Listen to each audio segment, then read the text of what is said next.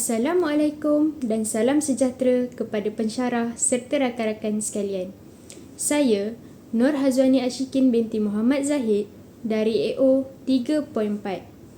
Pada hari ini, kumpulan kami akan membentangkan tajuk menghayati etika dan peradaban dalam konteks Malaysia yang majmuk.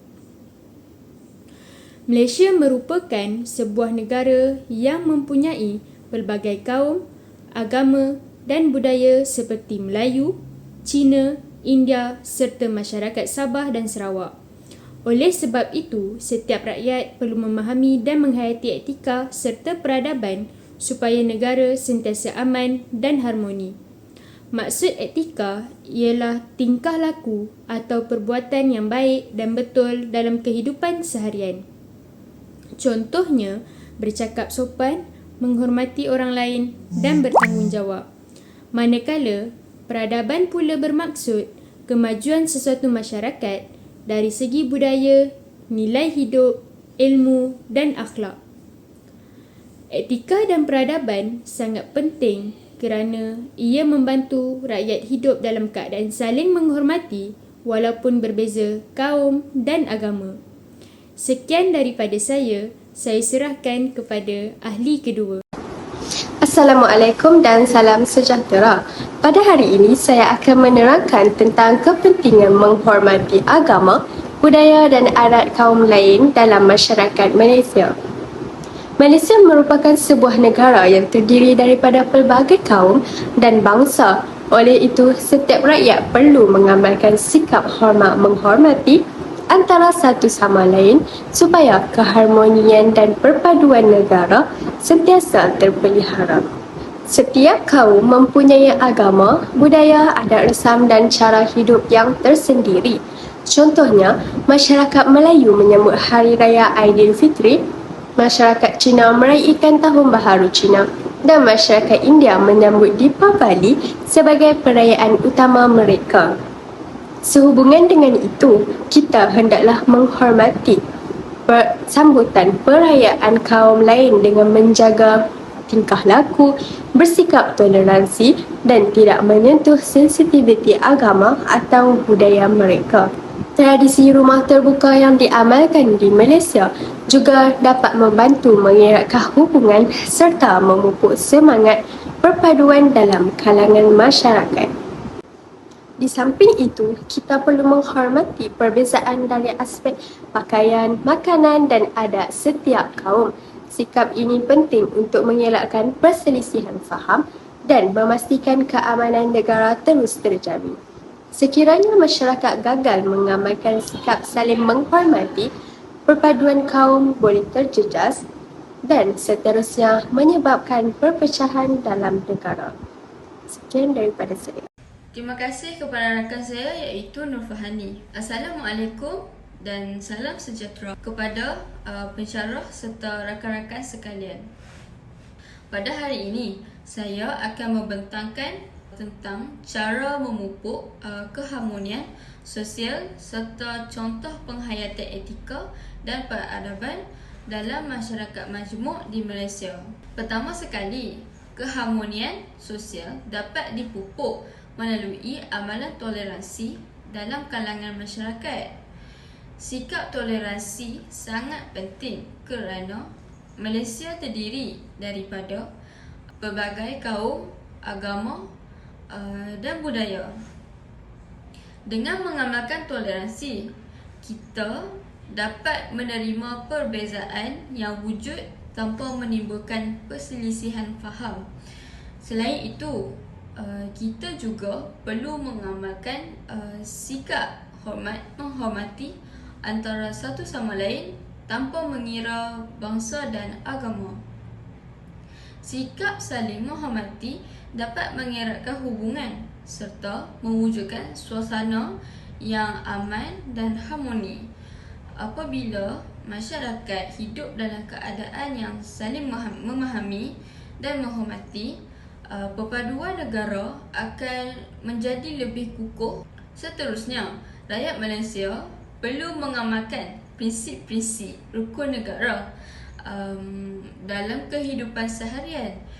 Rukun negara merupakan asas penting dalam membentuk masyarakat yang bersatu padu dan berdisiplin.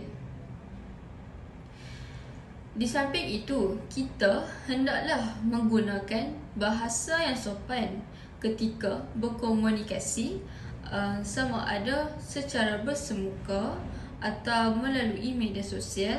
Tambahan pula, penghayatan etika dan peradaban dapat dilihat melalui pelbagai amalan dalam kehidupan seharian. Antaranya ialah menghormati rumah ibadat semua agama dan menjaga adab ketika menghadiri majlis rumah terbuka. Tindakan ini menunjukkan rasa hormat terhadap kepercayaan dan budaya masyarakat lain. Kita juga tidak seharusnya menghina atau memperlekehkan kaum serta agama lain kerana setiap individu berhak mendapat penghormatan yang sama. Sikap bertolak ansur dan saling menghormati dapat membantu mewujudkan hubungan yang lebih erat dalam masyarakat majmuk. Seterusnya, semangat perpaduan boleh dipupuk melalui aktiviti gotong royong bersama masyarakat setempat. Aktiviti seperti membersihkan kawasan perumahan atau membantu mangsa banjir dapat mengeratkan hubungan antara penduduk dan masyarakat sekeliling. Melalui aktiviti ini, masyarakat dapat bekerjasama dan saling membantu tanpa mengira latar belakang. Kesimpulannya, keharmonian sosial dan penghayatan etika peradaban merupakan aspek yang sangat penting dalam kehidupan masyarakat. Setiap individu perlu mengamalkan toleransi, menghormati antara satu sama lain serta mematuhi prinsip-prinsip rukun negara. Dengan kerjasama semua pihak, kita dapat mewujudkan masyarakat yang aman, bersatu padu dan harmoni. Sekian, terima kasih. Assalamualaikum warahmatullahi wabarakatuh dan salam Malaysia Madani.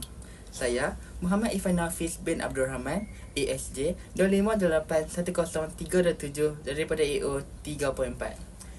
Saya akan menerangkan tentang nilai murni, peranan pendidikan dan keluarga. Sebelum itu, saya ingin mengucapkan terima kasih kepada Nur Aina Aisyah atas penerangan yang disampaikan sebentar tadi. Dalam masyarakat majmuk seperti Malaysia, nilai-nilai murni sangat penting untuk melahirkan rakyat yang berakhlak mulia, beretika dan mempunyai sikap saling menghormati. Malaysia terdiri daripada pelbagai kaum, agama dan budaya. Oleh itu, setiap individu perlu mengamalkan nilai-nilai yang baik supaya keharmonian dan keamanan negara dapat dikekalkan. Antara nilai murni yang perlu diamalkan ialah hormat menghormati, bertolak ansur, bekerjasama, tolong menolong, kasih sayang. Nilai hormat menghormati penting kerana dapat membantu kita menerima perbezaan yang wujud dalam masyarakat. Sebagai contoh, kita perlu menerima kepercayaan, budaya dan adat resam kaum lain, walaupun berbeza dengan amalan kita sendiri.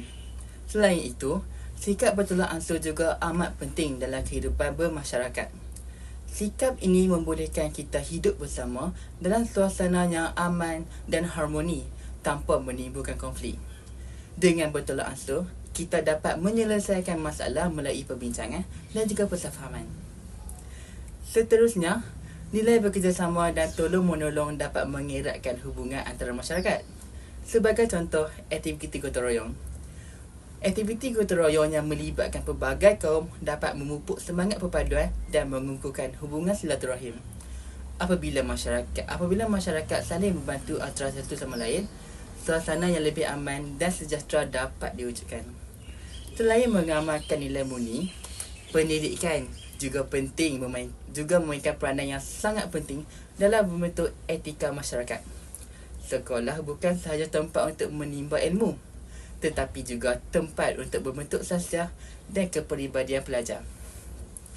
Guru-guru mempunyai tanggungjawab untuk mendidik pelajar tentang kepentingan perpaduan, toleransi dan sikap menghormati antara satu sama lain. Di sekolah, pelajar daripada pelbagai kaum berpeluang belajar, berbincang dan menjalankan aktiviti bersama. Melalui interaksi ini, mereka dapat mengenali budaya dan adat resam kaum lain dengan lebih dekat. Keadaan ini dapat mengurangkan prasangka serta mengeratkan hubungan antara kaum sejak usia muda lagi.